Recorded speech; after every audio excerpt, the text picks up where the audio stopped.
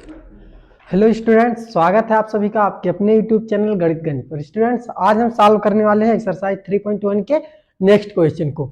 Next question हमारा question number second है, question number first, और इसके कुछ मतलब लॉजिक्स हैं जिनको हमने पिछले वीडियो में सीख लिया था। उसका लिंक डिस्क्रिप्शन बॉक्स में आपको मिल जाएगा, वहां से देख सकते हैं। इसके नेक्स्ट क्वेश्चन को हम सॉल्व करेंगे। ये इक्वेशन है, इक्वेशन इन टू वेरिएबल्स, यानी दो चर में समीकरण है, रैखिक समीकरण है। ठीक, उसके क्वेश्चन है एक्सरसाइज 3.1 है। इसके क्वेश्चंस को हम सॉल्व करेंगे। ये क्वेश्चन आप देख लो, सॉल्यूशन x और y, यानी जो टू वेरिएबल्स दिए रहते हैं x और y, उनका हल यानी उनका अभी हमें नहीं निकालना है। अभी हमें बस क्या करना है, इनको समीकरण बनाकर छोड़ देना है, बनाना है, जिसको कहते हैं बीजगणितीय निरूपण, और उसको ज्यामितीय रूप में व्यक्त करना है। ज्यामितीय रूप में व्यक्त करने का मतलब हुआ ग्राफ बना करके और उसमें रिप्रेजेंट करना है उस लाइन को। हमने पहले ही बता दिया था, दो चर वाले जो रैखिक समीकरण होते हैं वो लगभग मैच करते हैं एक रेखा के इक्वेशन से। रेखा के इक्वेशन मतलब लाइन के इक्वेशन से मैच करते हैं, जो आप क्लास 11th में पढ़ोगे कि रेखाओं के समीकरण क्या होते हैं। y = mx + c के प्रकार का होता है, वहां भी टू वेरिएबल्स होते हैं। यहीं पर हम यहाँ भी पढ़ेंगे। तो कोई भी इक्वेशन, जैसा कि हमने पिछले वीडियो में बता दिया था कि वो क्या होता है, एक रेखा का समीकरण होता है। ठीक, तो अगर समीकरण होगा, दोनों एक दूसरे के उल्टा है। कोई अगर समीकरण है तो उससे एक रेखा बनाई जा सकती है, या फिर कोई रेखा है तो उसका कोई ना कोई इक्वेशन होगा। यहाँ पर आपको एक इक्वेशन मिलेगा और उस इक्वेशन के करस्पॉन्डिंग, या ये कह लो उस इक्वेशन की लाइन हमें खींचनी होगी ग्राफ पर। तो यहाँ तो ग्राफ पेपर हमारे पास रहेगा नहीं, हम इसी पर आपको रिप्रेजेंट करके समझाएंगे और आप ग्राफ पर बनाओगे। ये क्वेश्चन नंबर सेकंड है। फर्स्ट क्वेश्चन सॉल्व कर लिया गया था। इसमें कहा गया कि क्रिकेट टीम के एक कोच ने 3900 रुपए में 3 बल्ले तथा 6 गेंदें खरीदी। कितने रुपए में? 3900 में 3 बल्ले और 6 गेंदें खरीदी। बाद में उसने एक बल्ला तथा उसी प्रकार के 3 गेंदें 1300 में खरीदी। इस स्थिति को बीजगणितीय तथा ज्यामितीय रूपों में व्यक्त कीजिए। ज्यामितीय रूप में व्यक्त करने का मतलब इसका लाइन, इक्वेशन का लाइन बनाना है। ठीक, समीकरण की रेखा हमें ड्रा करनी यानी खींचनी है ग्राफ पेपर पर। यहाँ ग्राफ पेपर है नहीं, तो पहले तो हम इक्वेशन बनाएंगे। इक्वेशन बनाने के लिए हम दो चर में मानेंगे, अब क्योंकि हमें पता है नहीं कि बल्ले की कीमत और गेंद की कीमत क्या है। हाँ, ये जरूर पता है कि 3 बल्ले तथा 6 गेंदों की कीमत 3900 रुपए है। तो हम मान लेंगे कि माना एक बल्ले की कीमत x रुपए है। माना एक बल्ले की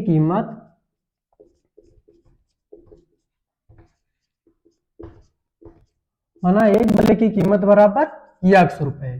ठीक, और एक गेंद की कीमत तथा एक गेंद की कीमत, एक गेंद की कीमत बराबर y रुपए। ये इतनी बात आपको समझ में आ गई। इसमें कुछ है नहीं, जो हमें नहीं पता था वो हमने मान लिया। अब फर्स्ट कंडीशन देखेंगे, प्रथम शर्त क्या करें, तो इसको डायरेक्ट लिख रहे हैं, पूरा लॉजिक हम नहीं लिखेंगे। प्रथम शर्तानुसार आप first condition according to first condition. तो प्रथम शर्तानुसार फर्स्ट कंडीशन में क्या कहा गया है कि क्रिकेट टीम के कोच ने 3900 रुपए में 3 बल्ले तथा 6 गेंदें खरीदी। तो आपको पता होना चाहिए कि 3 बल्लों, अब एक बल्ले की कीमत क्या है, x रुपए, एक गेंद की कीमत y रुपए, तो 3 बल्ले की कीमत क्या हो जाएगी, 3 × x यानी 3x, और 6 गेंद की कीमत 6 × y यानी 6y। दोनों को ऐड करोगे वो किसके इक्वल आना चाहिए, वो 3900 के यानी 3900 के इक्वल आना चाहिए, क्योंकि कहे 3 बल्ले तथा 6 गेंदों की कीमत इतने रुपए है।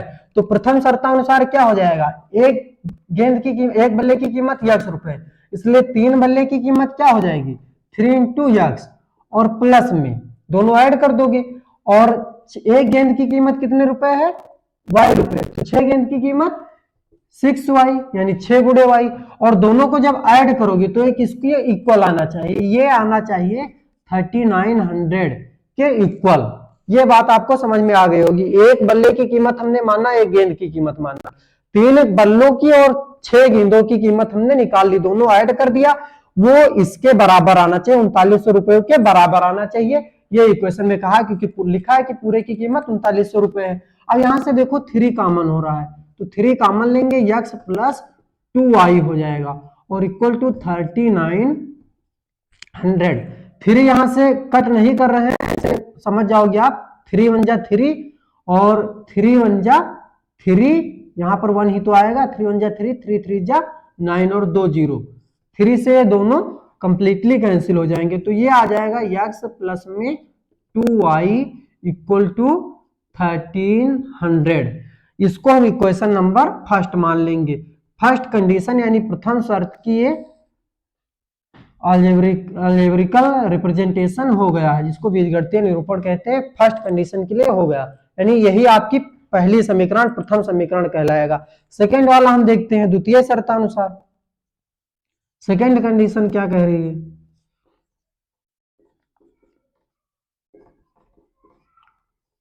द्वितीय शर्तानुसार सेकंड कंडीशन में लिखा है कि बाद में उसने एक बल्ला तथा उसी प्रकार की 3 गेंदे, उसी प्रकार पहले लिख देना चाहिए, मतलब उसी प्रकार का एक बल्ला और 3 गेंदे कितने 1300 में खरीदी। एक बल्ले की कीमत ₹1, 3 गेंदों की कीमत 3y, क्योंकि एक गेंद की कीमत y है, ठीक। और दोनों को ऐड करोगे तो किसके इक्वल आएगा? ये 1300 के इक्वल आएगा, क्योंकि कहा है कि एक बल्ले और 3 गेंदों की कीमत 1300 रुपए है। ये बन गया आपका सेकेंड इक्वेशन। ये होगा इक्वेशन नंबर सेकेंड। इनका हो गया ये फर्स्ट आंसर, आप इसको बोल सकते हो। ये दोनों का हो गया बीजगणितीय निरूपण। इसी को क्या कहेंगे? बीजगणितीय निरूपण।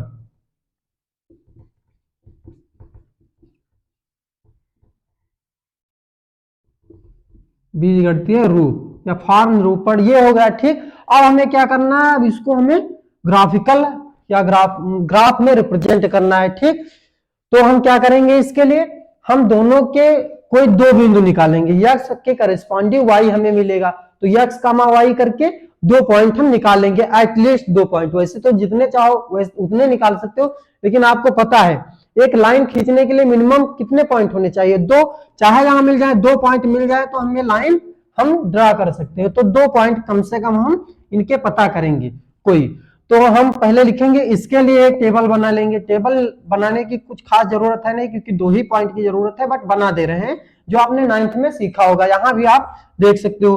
तो लिखेंगे x plus 2y equal to 1300 के लिए टेबल, के लिए सारणी। तो जब आप इसके लिए सारणी बनाओगे तो ये हो गया आपका टेबल, ये आपका टेबल हो गया। एक में हमने x लिख दिया और एक में y लिख दिया।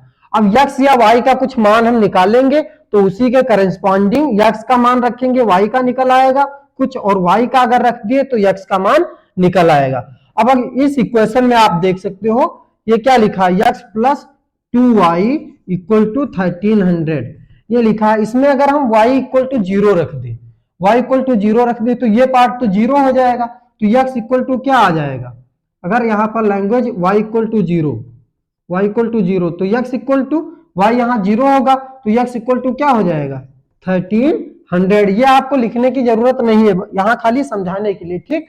तो y इक्वल टू अगर आप 0 लिख दो तो x इक्वल टू क्या आ जाएगा? 1300 आ जाएगा, ठीक। नेक्स्ट देख सकते हो, अगर आप इसे हटा दे रहे हैं, फिर अगर आप x की जगह क्या रखे थे? y, सॉरी, y की जगह पर 0 रखे, तो x की वैल्यू 1300 मिल गया। अब x की वैल्यू अगर 0 रखोगे तो ये 0 हो जाएगा, 2y इक्वल टू क्या आएगा? 1300। तो y इक्वल टू 1300 अपान में 2 अपान में चला जाएगा, तो y इक्वल टू क्या आ जाएगा? 2 6 जा 12 होता है, 1 बचा, 2 5 जा 10 और ये 0, तो y इक्वल टू आ गया 650। तो यहां पर x की वैल्यू जब 0 रखिए तो y की वैल्यू क्या मिल गया? 650। ये हो गया। अब इसी तरह आप दूसरे इक्वेशन के लिए, इसके लिए क्या कर सकते हो? टेबल बना सकते हो। तो लिखेंगे पुनः x plus 3y equal to 1300, x plus 3y equal to 1300 के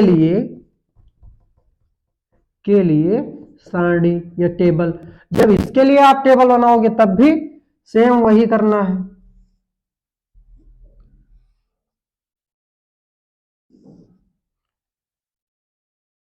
ये हो गया आपका टेबल, एक में आप यक्स लिखोगे और एक में वाई लिखोगे।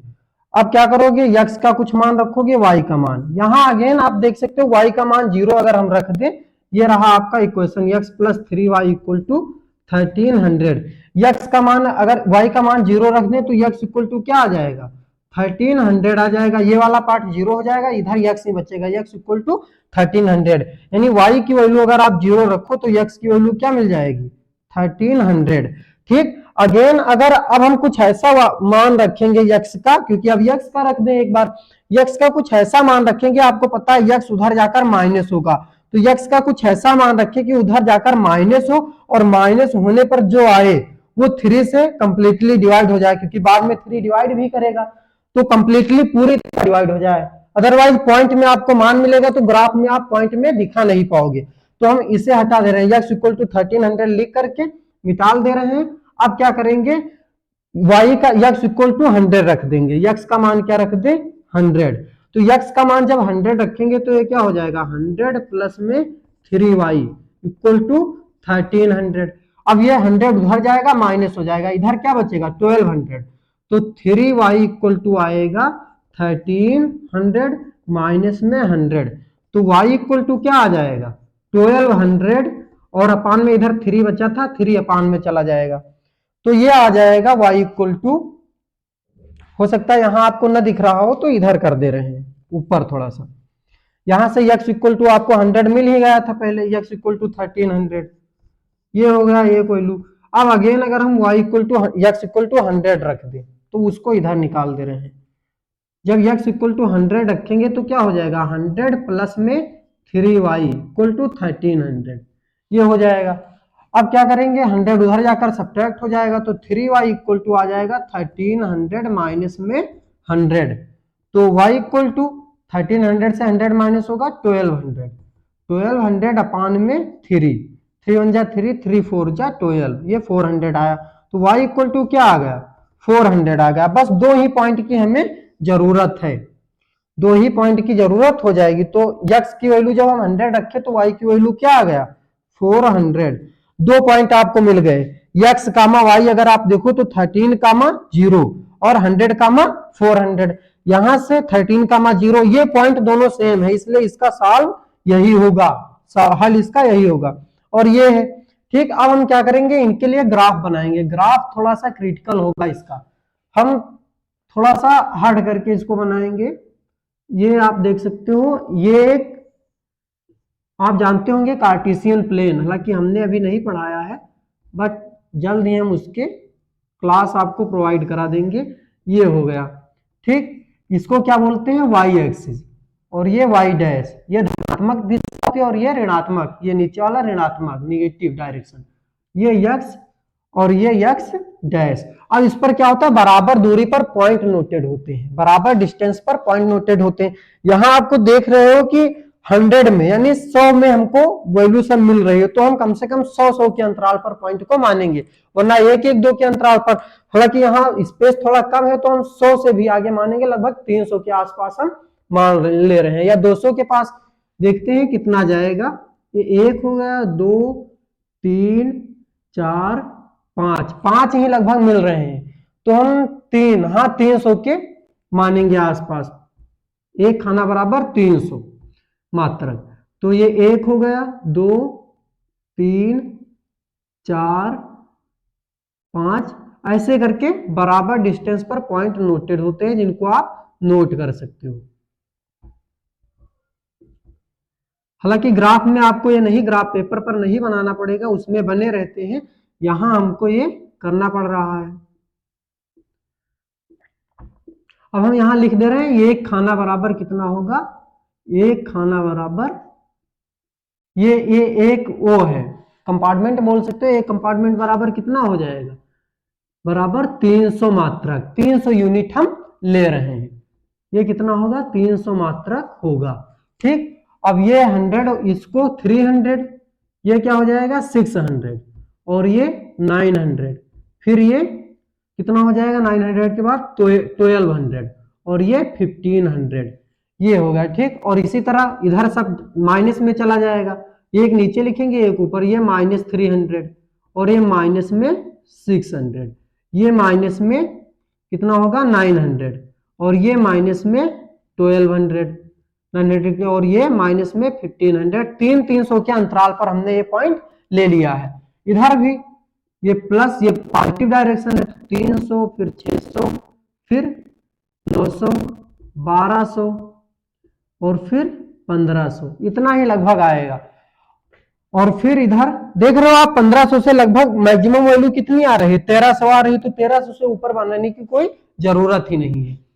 तो हालांकि यहाँ 1200 के बाद सीधे 1500 ही आता है, क्योंकि हमने 300 के अंतराल पर लिया। आप 200 के, या अगर स्पेस मतलब भर का हो तो 300 के अंतराल पर भी ले सकते हो, उसमें कोई प्रॉब्लम नहीं होगी। आप ये मात्रक अपने आप सेलेक्ट कर सकते हो। अब ये क्या होगा, -300 होगा, ये -600, ये माइनस में 900, ये माइनस में 1200 और ये माइनस में 1500। अब पॉइंट आपको दिखाना है। इसके लिए इक्वेशन, जब इस इक्वेशन के लिए अगर आप लाइन बनाओगे तो पहला पॉइंट कौन सा है, 1300 और मतलब 13,0 x, y के फॉर्म में कोई बिंदु होते हैं तो 1300,0। अब 1300,0 का मतलब x क्या है 1300, इसका मतलब हुआ x अक्ष पर 1300 मात्रक, और x अक्ष पर 1300 मात्रक कहां जाएगा, 1200 के थोड़ा सा बाद में, ये लगभग हो गया 1300 मात्रक। तो x अक्ष पर 1300 मात्रक होगा, और y इक्वल टू 0 है, यानी y अक्ष पर कोई डिस्टेंस चला ही नहीं है, ना ऊपर गया है ना नीचे। तो ये पॉइंट आपका 1 मिल गया। इस पॉइंट के निर्देशांक क्या होंगे, इस पॉइंट के निर्देशांक होंगे 13,0। ये कौन सा पॉइंट होगा, 13,0। और अगला देख सकते हो 0,650, यानी x अक्ष पर चली गई दूरी 0 है, x अक्ष पर चली गई दूरी 0, ना इधर जाता है ना इधर। y अक्ष की धनात्मक दिशा में, y पॉजिटिव है ना, y की वैल्यू धनात्मक है, तो y अक्ष की धनात्मक दिशा में 650 मात्रक, ठीक। तो ये 600 है, इसके थोड़ा सा आगे लगभग 650 यहां पर होगा, ये 650 होगा। तो ये एक पॉइंट मिल गया। इस पॉइंट के निर्देशांक क्या होंगे, 650 कामा नहीं 0,650। x अक्ष पर 0 पहले x वाला लिखा जाता है, तो ये इस बिंदु के निर्देशांक हो गए। हालांकि पॉइंट नोट करने की कोई जरूरत नहीं है। अब हम क्या करेंगे, इन दोनों बिंदुओं को मिला देंगे, तो ये समीकरण के लिए हमें एक लाइन मिल जाएगी। यहाँ पर हमारे पास स्केल है नहीं, तो हो सकता है हमको प्रॉब्लम हो थोड़ी सी, बट आप स्केल से अच्छे से कर सकते हो। यह आएगा 0,650, इस पॉइंट के निर्देशांक है, तो हम इसको ऐसे मिला देंगे।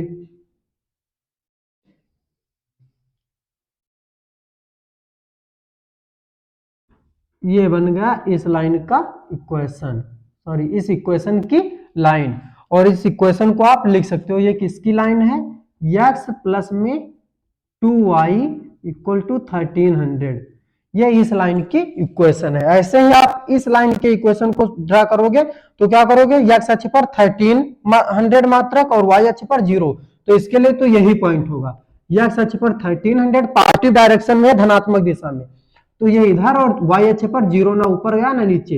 एक पॉइंट इस समीकरण के लिए तो कॉमन हो गया, दोनों के लिए कॉमन है।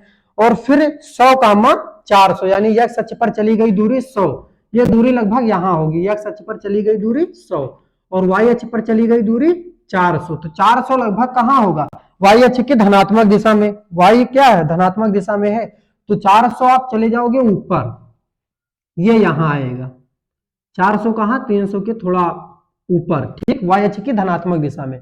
तो इसके लिए जब आप इक्वेशन लाइन ड्रा करोगे तो ये कुछ ऐसे जाएगा और यहां पर इंटरसेक्ट करेगा, तो ये ऐसे,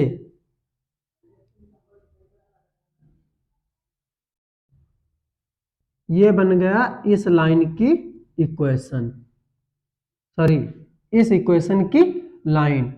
इसको हम हटा दे रहे हैं, ये पॉइंट नोट नहीं कर रहे हैं, तो इसको ऐसे ड्रा कर देंगे। आप देख रहे हो ये इन दोनों इक्वेशन की लाइन हो गई, ठीक। और इसके नीचे हम लिख देंगे ये किस लाइन की इक्वेशन है, x plus 3y equal to 400, sorry x plus 3y equal to 1300, x plus 3y equal to 1300, ये इस लाइन की इक्वेशन है। तो ये होगा इनका ज्यामितीय निरूपण और ये होगा इनका ग्राफीय निरूपण। आप ये यूनिट कुछ भी ले सकते हो, मात्रा कुछ भी ले सकते हो। उम्मीद है ये क्वेश्चन आपको समझ में आ गया होगा। इसको आप नोट करेंगे, फिर नेक्स्ट क्वेश्चन को हम सॉल्व करते हैं। तो स्टूडेंट्स ये अपना थर्ड नंबर क्वेश्चन है। अगला क्वेश्चन है, इसमें कहें कि 2 किलोग्राम सेब और 1 किलोग्राम अंगूर का मूल्य किसी दिन 160 रुपए था। एक महीने बाद 4 किलोग्राम सेब और 2 किलोग्राम अंगूर का मूल्य 300 रुपए हो जाता है। इस स्थिति को बीजगणितीय तथा ग्राफीय रूप में व्यक्त कीजिए। तो सेम उसी तरह हम इक्वेशन बनाएंगे, फिर उसका वो बीजगणितीय निरूपण हो जाएगा और ग्राफ ड्रा कर देंगे, लाइन मतलब इक्वेशन की लाइन ड्रा कर देंगे, वो ज्यामितीय निरूपण या ग्राफीय निरूपण हो जाएगा। तो इसको सॉल्व करेंगे। पहले तो मानेंगे कि माना 1 किलोग्राम सेब का मूल्य x रुपए और 1 किलोग्राम अंगूर का मूल्य y रुपए है। हर जगह जो हमें नहीं पता रहता है वही हम मान लेते हैं। तो लिखेंगे माना 1 किलोग्राम सेब का मूल्य बराबर 1 किलोग्राम सेब का मूल्य बराबर x रुपए, ठीक, तथा 1 किलोग्राम अंगूर का मूल्य बराबर 1 किलोग्राम अंगूर का मूल्य बराबर y रुपए। उसी तरह प्रथम शर्तानुसार फर्स्ट कंडीशन आपकी क्या कह रही है? प्रथम शर्तानुसार फर्स्ट कंडीशन कह रही है कि 2 किलोग्राम सेब और 1 किलोग्राम अंगूर का मूल्य किसी दिन 160 रुपए था। तो 2 किलोग्राम सेब का मूल्य क्या हो जाएगा? 1 किलोग्राम सेब का मूल्य x रुपए। तो 2 किलोग्राम सेब का मूल्य 2x, 2 से गुणा कर दोगे। एक पेन की कीमत 3 रुपए, तो 2 पेन की 2 गुणे 3 यानी 6 रुपए। तो उसी तरह यहाँ एक किलोग्राम सेब की कीमत x रुपए, तो 2 किलोग्राम सेब की कीमत 2x रुपए और 1 किलोग्राम अंगूर की कीमत y रुपए, ये तो दिया ही है। अब दोनों की कीमत कुल मिलाकर कितना है? 160 रुपए। तो दोनों ऐड करेंगे और ये 160 के इक्वल आएगा, ठीक, ये किसके इक्वल आएगा? 160 के इक्वल आएगा। ये बन गया फर्स्ट इक्वेशन आपका। हमारा फर्स्ट इक्वेशन क्या है? यही, ठीक। सेकंड देखेंगे द्वितीय शर्तानुसार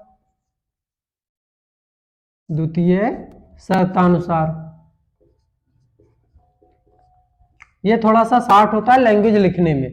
द्वितीय शर्तानुसार एक महीने बाद 4 किलोग्राम सेब और 2 किलोग्राम अंगूर का मूल्य 300 रुपए हो जाता है। तो 1 किलोग्राम सेब का मूल्य x रुपए, 4 किलोग्राम सेब का मूल्य 4x रुपए और 1 किलोग्राम अंगूर का मूल्य y रुपए। तो 2 किलोग्राम अंगूर का मूल्य 2y रुपए, ठीक। और कुल कीमत कितनी है? 300 रुपए। तो दोनों ऐड करें और किसके इक्वल आना चाहिए? 300 रुपए के इक्वल आना चाहिए। यहां से 2 आप कॉमन ले सकते हो। 2 कॉमन लोगे तो 2x, 2 दूनी 4 होता है ना, तो 2x और प्लस में यहां तो y ही बचेगा इक्वल टू 300। 2 से डिवाइड कर जाएगा, उधर 2 1 जा 2 और इधर 2 1 जा 2, 1 बचेगा, 10 हो जाएगा, 2 5 जा 10। 300 का आधा 150 ऐसे भी होता है। तो 2x plus y equal to 150। ये बन गया सेकेंड इक्वेशन। उसी तरह हम क्या करेंगे? दोनों इक्वेशन के लिए टेबल बना लेंगे। क्या करेंगे? दोनों इक्वेशन के लिए टेबल सारणी बनाएंगे। तो लिखेंगे समीकरण 2x plus y equal to 16। और ये क्या हो गया? यही आपका बीजगणितीय निरूपण हो गया। ये क्या हो गया है? बीजगणितीय निरूपण।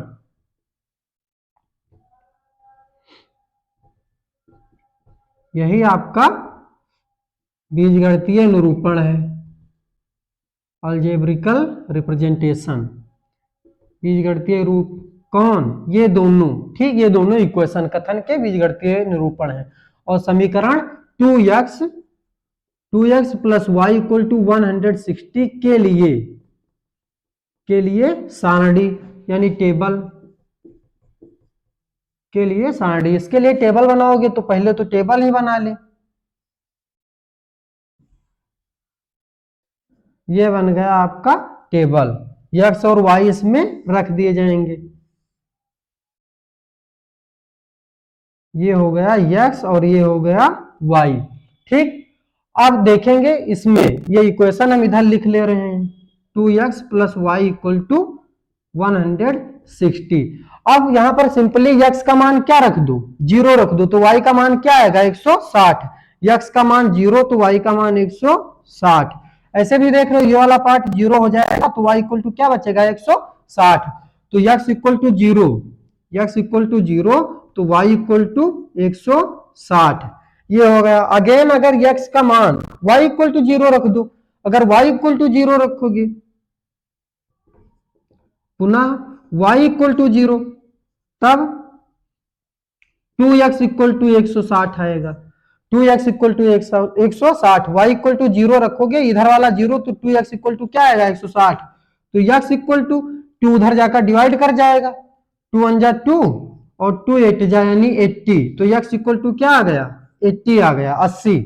ठीक, तो जब x का मान आप y का मान आपने क्या रखा 0 रख दिया, y इक्वल टू 0 रखा तो x का मान क्या आ गया 180 आ गया। ये ऊपर वाली कंडीशन है नीचे वाली, तो y का मान जब आपने 0 रखा तो x का मान 80 आ गया। ठीक, 80। ये हो गया, दो ही पॉइंट हमें चाहिए रेखा बनाने के लिए। अगेन हम लिखेंगे पुनः इसके लिए सारणी। ठीक, इसको हम ऊपर लिख दे रहे हैं, थोड़ा सा स्पेस हमको मिल जाएगा नीचे, तो लिखेंगे पुनः, यहां पर पुनः अगर y इक्वल टू 0 रख दिया जाए, y इक्वल टू 0 रखोगे तो 2x इक्वल टू 160, तो x इक्वल टू 80, 2 1 जा 2, 2 8 जा। ठीक, तो यहां से x इक्वल टू एक बार y इक्वल टू 60 मिला था और दोबारा x इक्वल टू 80। जब x इक्वल टू 0 रखे तो y इक्वल टू 160, जब y इक्वल टू 0 रखे तो x इक्वल टू 80। ये दोनों इधर लिख दिए गए हैं और पुनः लिखेंगे समीकरण। अगले समीकरण के लिए सारणी बनाओगे इस वाले इक्वेशन के लिए 2x प्लस वाई, ये 2x प्लस वाई के लिए ही तो है, दोनों इक्वेशन सेम है, दोनों की लाइन क्या होगी, हाँ दोनों इक्वेशन।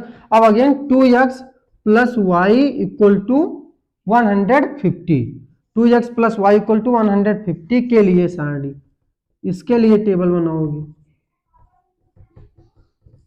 इसके लिए अगर आप टेबल बनाओगे तो इसके लिए भी ऐसे टेबल बना दे रहे हैं।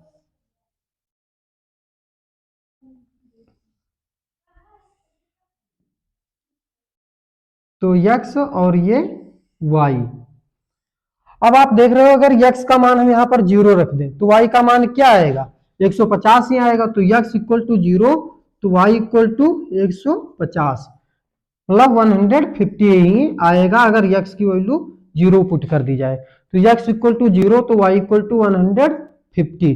अगेन अगर y इक्वल टू 0 रख दिया जाए तो x इक्वल टू क्या आएगा y equal to 0,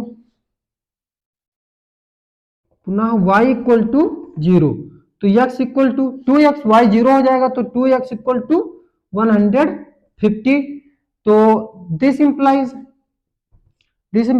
x equal to क्या आएगा, कैंसिल हो जाएगा, 2 उधर कैंसिल कर जाएगा, डिवाइड कर जाएगा, तो 2 7 जा क्या होता है 14, 1 बचेगा, 2 5 जा 10, तो x इक्वल टू क्या हो जाएगा 75। वैसे भी 150 का आधा क्या होता है 75, तो जब x का मान आपने 0 रखा तो y का मान 150, y का मान 0 रखा तो x का मान 75, तो अब अगेन y का मान 0 और x का मान 75, ये होगा, दोनों के लिए सारणी हो गई, दोनों के लिए आप क्या करेंगे ग्राफ बना देंगे, तो लिखेंगे ग्राफीय निरूपण। यह क्या होगा ग्राफीय या ज्यामितीय निरूपण इसको कहते हैं। ठीक, इसको हम इधर ड्रा कर देंगे, इसके लिए ऐसे ग्राफ बनाएंगे एक,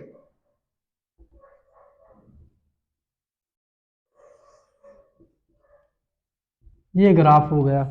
अब क्या करेंगे दोनों के लिए इक्वेशन, इधर बराबर दूरी पर ये 0, ये ऐसे ऐसे ऐसे ऐसे,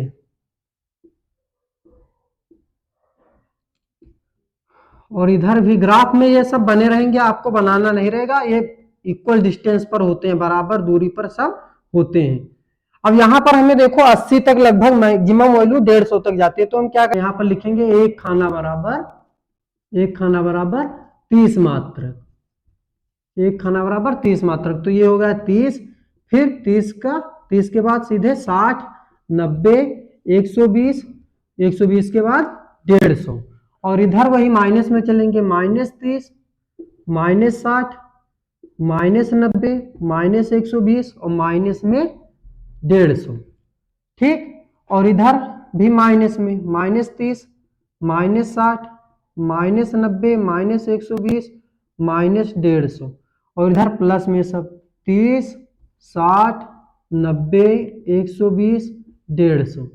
ठीक, अब हमें क्या करना है, पॉइंट दिखा देना है। यक्स अक्ष इस इक्वेशन के लिए जब बनाओगे लाइन तो यक्स पर 0 वाई पर 160, यक्स पर 0 यानी यक्स पर ना इधर जाता है ना उधर, वाई पर प्लस 160, प्लस 160 कहाँ आएगा 150 के थोड़ा सा ऊपर, ये वाला एक पॉइंट हो गया। ठीक, इसके निर्देशांक क्या होंगे, इसके निर्देशांक होंगे 0,160, 0,160। और फिर यक्स पर 80 और वाई पर 0, यक्स पर प्लस 80, प्लस 80 कहाँ आएगा 60 90 के थोड़ा सा पहले, और यक्स पर वाई पर 0 है, वाई अक्ष पर 0 है, तो ये क्या हो जाएगा 80,0, इस बिंदु के निर्देशांक 80,0, इसके निर्देशांक क्या होंगे 80,0, ये दोनों हो गए। ठीक, अब इन दोनों को मिला देंगे तो ये इस लाइन की इक्वेशन, मतलब इस इक्वेशन की लाइन बन गई, ये इस इक्वेशन की लाइन बन गई। इस इक्वेशन की लाइन बनाएंगे, यहां पर इक्वेशन लिख सकते हो किसकी लाइन है, x 2x plus y equal to 2x plus y equal to 160, 2x plus y equal to 160 के लिए इक्वेशन है। और इसके लिए बनाएंगे x पर 0 y पर प्लस 150, तो x पर 0 y पर प्लस 150, ये वाला पॉइंट। ठीक, ये वाला पॉइंट है, ये क्या है x पर 0 y पर प्लस 150। ठीक, और नेक्स्ट पॉइंट क्या है, x पर 75 y पर 0, x पर प्लस 75, x अक्ष पर 75, तो 75 कहाँ आएगा 70, बीच में 60 और 90 के बीच में 70 और 70 के थोड़ा सा बाद में 75, तो ये लगभग पैरेलल लाइन दोनों जाएंगी एक दूसरे के संपाती, सॉरी समांतर, ये एक दूसरे के पैरेलल लाइन ऐसे। ठीक, कहीं भी एक दूसरे को कट नहीं कर रही हैं। ये किस लाइन की इक्वेशन है, 2x plus y equal to 150 की है। ये अब बाद में आपको इक्वेशन देखकर पता चल जाएगा कि ये लाइन पैरेलल होंगी कि नहीं। ये होगा दोनों का निरूपण, इधर ज्यामितीय ग्राफीय, उधर ग्राफीय निरूपण, इधर ज्यामितीय निरूपण। तो उम्मीद है ये क्वेश्चन आपको समझ में आ गया होगा, इसे आप उतार सकते हो या फिर स्क्रीनशॉट ले सकते हैं। और ये इसके एक्सरसाइज ये कंप्लीट हुई, नेक्स्ट एक्सरसाइज को हम नेक्स्ट वीडियो में सॉल्व करेंगे। तब तक के लिए जय हिंद, धन्यवाद।